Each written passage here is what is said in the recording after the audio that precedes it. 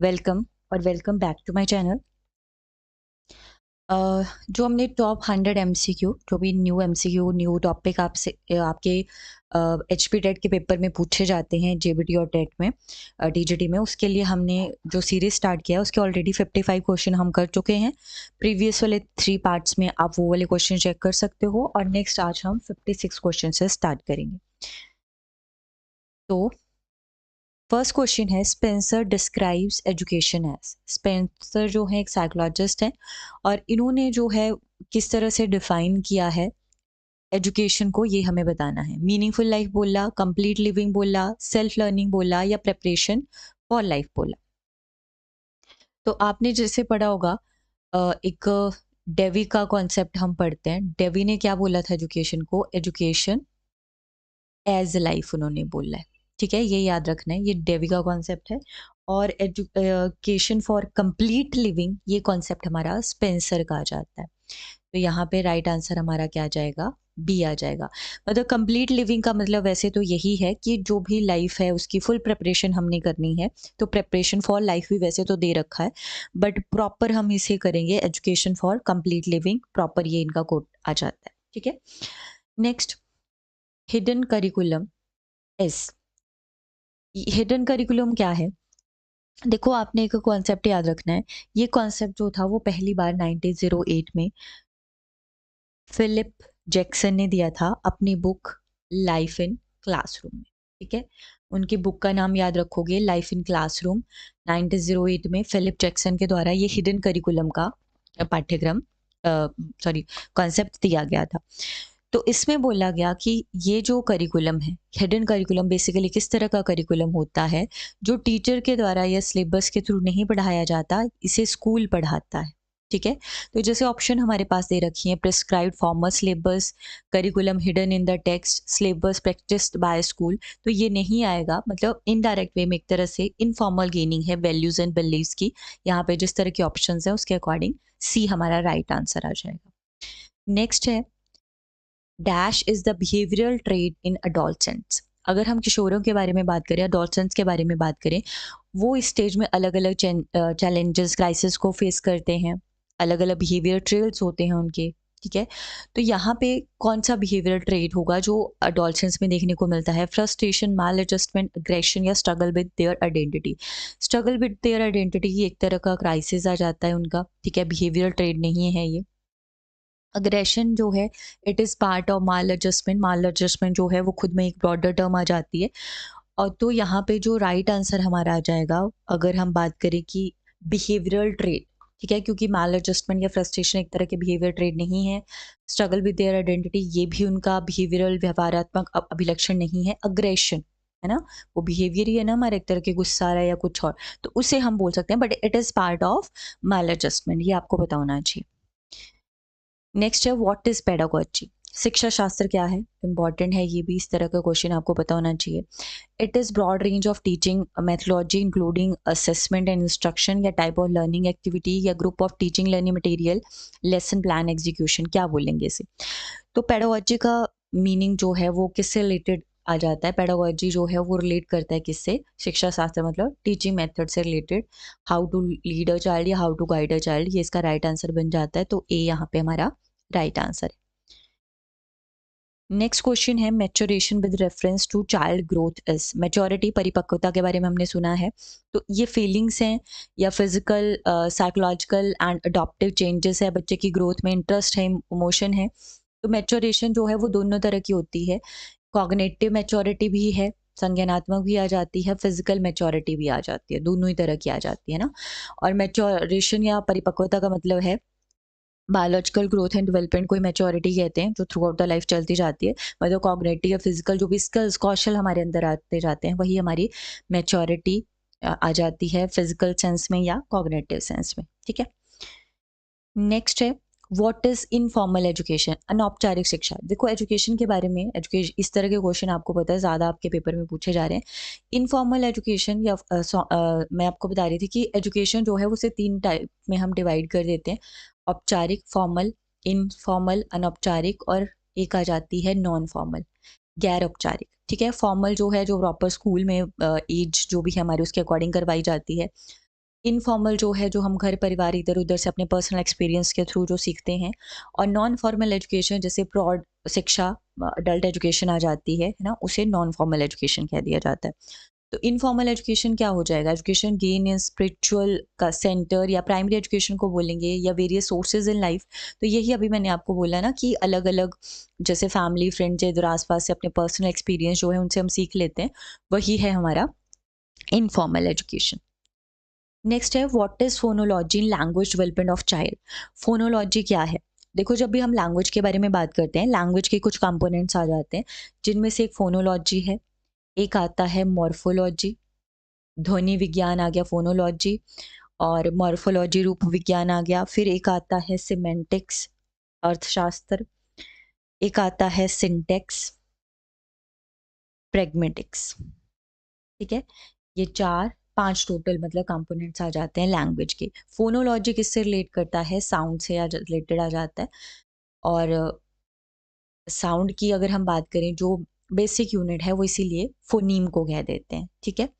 और लैंग्वेज की मॉर्फीम आ जाता है।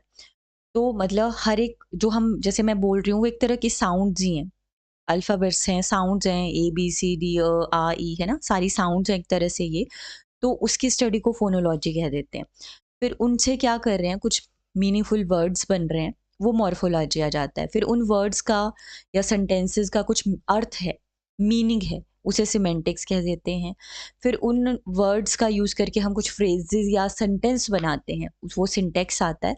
और प्रैग्मेटिक्स का मतलब आ जाता है कि एक तरह से वो रूल जिनका यूज़ करके हम एक इफ़ेक्टिवली मतलब लैंग्वेज का यूज़ कर सकते हैं, कम्युनिकेट कर सकते हैं। बेसिकली कम्युनिकेशन संप्रेषण कौशल हमारे अंदर जब आता है, कम्युनिकेशन स्किल आती है, ठीक है? उसके लिए जो रूल्स हैं, जैसे बात तो हम सारे करते हैं, बट वो एक कम्युनिकेशन स्किल जिसे हम बोलते हैं ना, उसके लिए क्या रूल्स हैं, किस तरह से हमें लैंग्वेज को इफ़ेक्टिवली यूज़ करना है, वो आ जाता है हमारा प्रैग्मेटिक्स। नेक्स्ट है, environment is an element of. Environment को कौन सा यहाँ पे आइडियोलॉजी है या कौन सा स्कूल ऑफ साइकोलॉजी है जो इंपॉर्टेंस देता है? कंस्ट्रक्टिविज्म, रियलिज्म, कनेक्शनिज्म या बिहेवियरिज्म। तो कंस्ट्रक्टिविज्म जो है, रचनावाद जो है, इसका मेन एलिमेंट हमारा इन्वायरमेंट आ जाता है, जिसको अगर इन्वायरमेंट में, क्योंकि कंस्ट्रक्टिविस्ट भी अलग अलग तरह के होते हैं ना, तो जीन पियाजे मेनली इसके अंडर आ जाते हैं, जो क्या करते हैं, इन्वायरमेंट को मेन कंपोनेंट मानते हैं कंस्ट्रक्टिविज्म में, क्योंकि वो रेडिकल कंस्ट्रक्टिविस्ट हैं। और जो वाइगोस्की जैसे साइकोलॉजिस्ट हैं, वो सोशल कंस्ट्रक्टिविज्म के अंडर आते हैं, वो सोशल इंटरेक्शन को ज़्यादा इंपॉर्टेंस देते हैं, ठीक है। और बिहेवियरिज्म में तो वी नो कि इसमें एक्सपीरियंस के बारे में हम बात करते हैं, इनका मेन जो कंपोनेंट आ जाता है वो अनुभव आ जाता है, एक्सपीरियंस आ जाता है। Next, which ministry introduce Manodarpan scheme.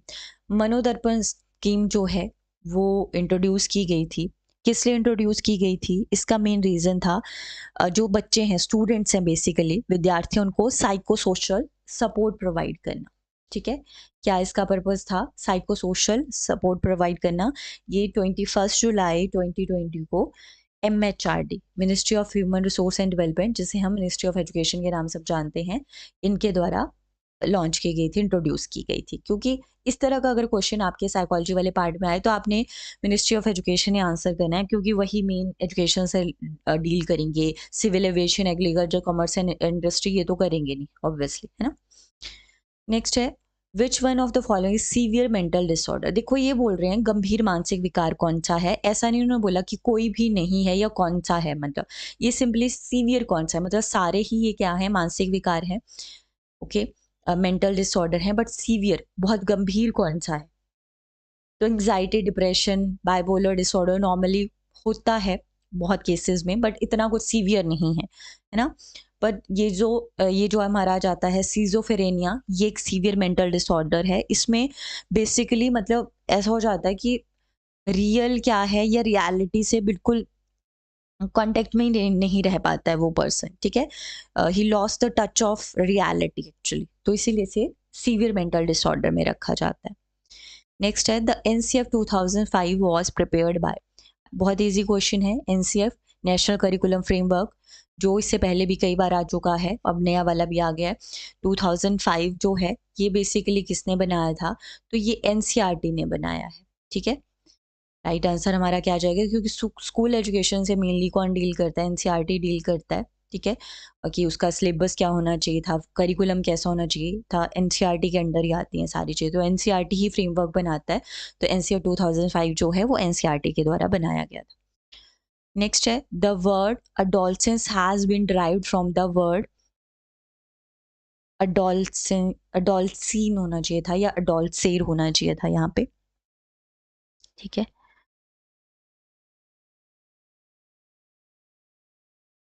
ये है, ठीक है। तो इस वर्ड से डिराइव किया गया है और ये वर्ड लैटिन भाषा का है। मेनली जितने भी वर्ड्स हम यहाँ पे चाइल्ड साइकोलॉजी में पढ़ते हैं वो लैटिन या ग्रीक से ही डिराइव्ड हुए हैं। तो अडोलसेंट जो वर्ड है वो अडोल्सेर लैटिन का वर्ड है, उससे डिराइव किया गया है और लैटिन में इसका मतलब होता है टू ग्रो टू मैच्योरिटी, ठीक है। तो अडोलसेंट से यही है ना कि वो मैच्योर हो रहे हैं थोड़ा, फिर नेक्स्ट स्टेज में अडल्ट बन जाएंगे वो। तो ये ट्रांजिशन फेज है एक तरह की, और यहाँ पे बहुत सारे क्राइसिस भी हैं, ठीक है, और बट वो मेच्योरिटी की तरफ ग्रो भी कर रहा होता है, इसीलिए अडोलसेंस वर्ड नाम दिया गया है इसे। नेक्स्ट है in India home schooling is recognised by. आप देखते होंगे कि कई बार जो बच्चे हैं वो घर पे ही पढ़ते हैं, बट पेपर वगैरह जो है वो कोई ऑर्गेनाइजेशन कंडक्ट करवा देती है उनके, जैसे बोर्ड्स के एग्जाम है वो देना चाहें तो दे सकते हैं और उसके बाद उन्हें सर्टिफिकेट वगैरह मिल जाएगा। तो कौन सा ऐसा इंस्टीट्यूशन है, जो कौन सी ऐसी ऑर्गेनाइजेशन है जो इसे रिकॉग्नाइज करती है, तो इसका राइट आंसर आ जाएगा NIOS, national institute of open schooling. Next है which one of the following is the key of competency based education. कौशल आधारित शिक्षा, नाम से समझ आ रहा है एक्विजिशन ऑफ स्किल्स, है ना, तो यही इसका मेन की फीचर है। बाकी लर्निंग एट ओन स्पेस, ये तो हम प्रोग्रेसिव एजुकेशन या चाइल्ड सेंटर एजुकेशन में मेनली बात करते ही हैं। इमीडिएट फीडबैक के बारे में भी, मास्टरिंग लर्निंग के बारे में भी, बट ये जो एक कॉन्सेप्ट आता है CBT का, इसका मेन जो की फीचर है वो आ जाता है एक्विजिशन ऑफ स्किल्स। मतलब हमें क्या करना है, बच्चों को कुछ ना कुछ स्किल भी सिखानी है जिसके बेसिस पे कल को जाके वो कुछ ना कुछ अर्निंग कर पाएँ। सिर्फ वो थ्योरेटिकल कॉन्सेप्ट सिखाने से फ़ायदा नहीं मिलने वाला है। नेक्स्ट असेसमेंट एज लर्निंग, अधिगम के रूप में आकलन, ये है सेल्फ असेसमेंट को कहा जाता है, इसका दूसरा नाम है सेल्फ असेसमेंट, स्व आकलन। एक पढ़ते हैं फॉर्मेटिव असेसमेंट, जिसे असेसमेंट फॉर लर्निंग कह देते हैं। एक आता है समेटिव योगात्मक, जिसे असेसमेंट ऑफ लर्निंग कह देते हैं, और ये सेल्फ असेसमेंट कहलाता है असेसमेंट एज लर्निंग। मतलब लर्नर अब खुद ही अपनी असेसमेंट करता है, खुद की प्रोग्रेस को चेक करता है, जिसके लिए वो ऑब्वियसली अपने पीयर्स या टीचर्स की हेल्प ले लेता है। बट हम यहाँ पे इसके अकॉर्डिंग, क्योंकि सेल्फ असेसमेंट है, तो हम ये बोल सकते हैं इसे कंट्रोल करने के बारे में अगर बात की जाए तो इंटायरली जो स्टूडेंट है वो उसे कंट्रोल करता है, ठीक है। बट इट डजेंट मीन कि यहाँ पे जो उसके पीयर्स हैं या उसका जो टीचर है उसका कोई रोल नहीं है। रोल के बारे में पूछा तो यस, रोल तो है। नेक्स्ट है main limitation of computer assisted instruction, CAI। आज की डेट में हम टेक्नोलॉजी के बिना तो रह नहीं सकते हैं, टेक्नोलॉजी का यूज़ हमें करना पड़ेगा, तो उसे कंप्यूटर असिस्टेड इंस्ट्रक्शन कह देते हैं। काफ़ी फ़ायदे भी हैं इसके, बट लिमिटेशंस भी हैं।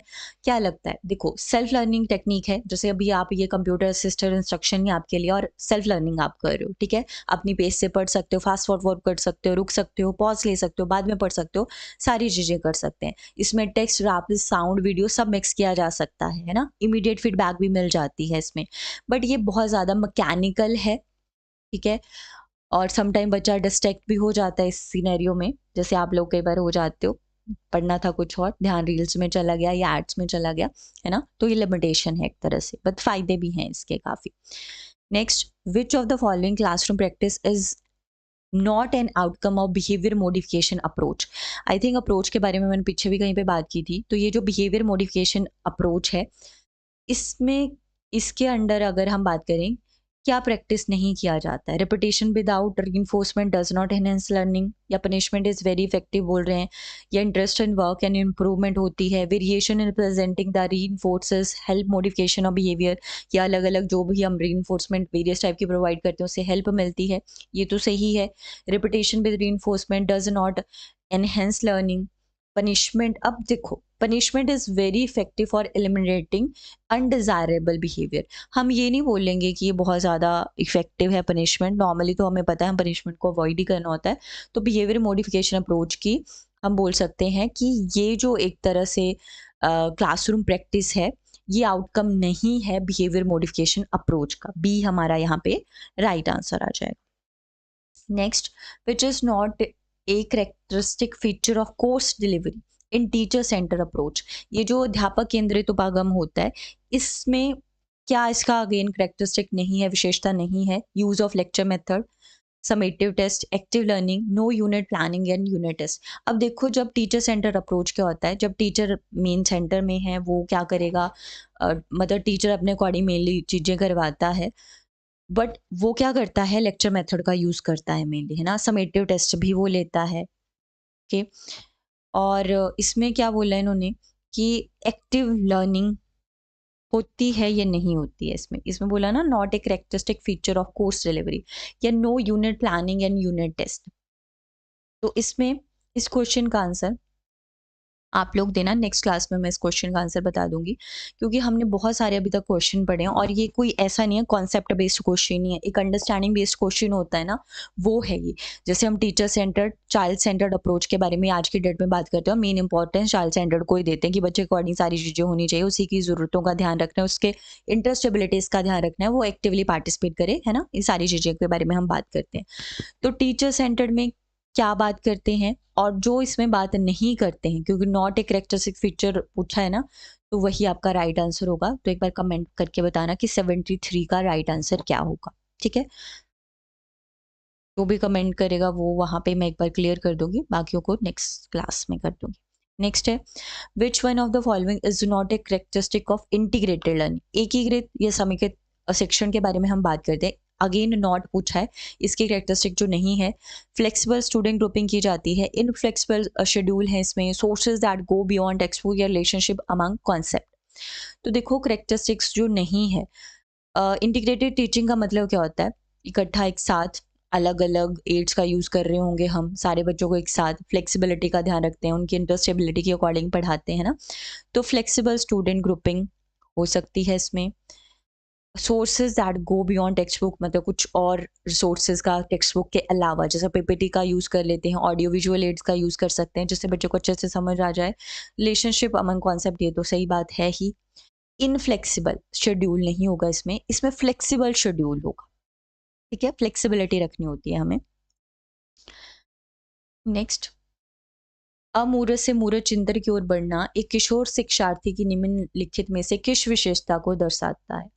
Moving from abstract to concrete thinking represent which of the following characteristics of an adolescent learner. किस चीज को दर्शाएगा ये? सोशल डेवलपमेंट, इंटेलेक्चुअल, मोरल या इमोशनल? अब थिंकिंग के बारे में है ना, तो थिंकिंग किससे रिलेट करेगा? ऑब्वियसली इंटेलेक्चुअल डेवलपमेंट से, माइंड से रिलेटेड, संज्ञान या कॉग्निशन से रिलेटेड होगा, ठीक है। Moving from abstract to concrete thinking represent which of the following characteristics of an adolescent learner. अच्छा सॉरी, यहाँ पे एब्स्ट्रैक्ट टू कॉन्क्रीट पूछा गया है, ठीक है ना, ऊपर भी यही था ना। एक मिनट, यहाँ पे ना ऊपर ठीक लिखा है इन्होंने, अमूर्त से मूर्त की ओर होना चाहिए। हाँ अच्छा ठीक है, यहाँ पे भी ठीक है, एब्स्ट्रैक्ट टू कॉन्क्रीट। अब इसमें सबसे पहले इंपॉर्टेंट चीज तो ये आती है कि एब्स्ट्रैक्ट और कॉन्क्रीट का मीनिंग क्या होता है, मूर्त या अमूर्त का मीनिंग क्या होता है। ये जो टर्म है ये कई बार जो है एग्जामिनर यूज कर लेता है अलग अलग सिनेरियो में। एब्स्ट्रैक्ट का मीनिंग क्या आ जाता है? एब्स्ट्रैक्ट का मीनिंग बेसिकली हम क्या ले लेते हैं कि जैसे ना जो थॉट्स वगैरह हैं, आइडियाज़ वगैरह हैं, वो कैसे होते हैं, हमारे एब्स्ट्रैक्ट होते हैं, ठीक है। मतलब जो चीज़ें माइंड में हम कर पाते हैं बेसिकली वो थॉट्स, जैसे फॉर एग्जांपल है हमारे, तो ये कैसी चीज़ आ जाती है, ये एक एब्स्ट्रैक्ट चीज़ आ जाती है, ठीक है। बट जो चीज़ें, जैसे जिन चीज़ों को हम क्या कर पाते हैं, टच कर पाएँ, जिन्हें हम, हाँ, टच कर पाएँ, उन्हें हम क्या कह देते हैं, उन्हें कॉन्क्रीट कह देते हैं, मूर्त कह देते हैं, ठीक है।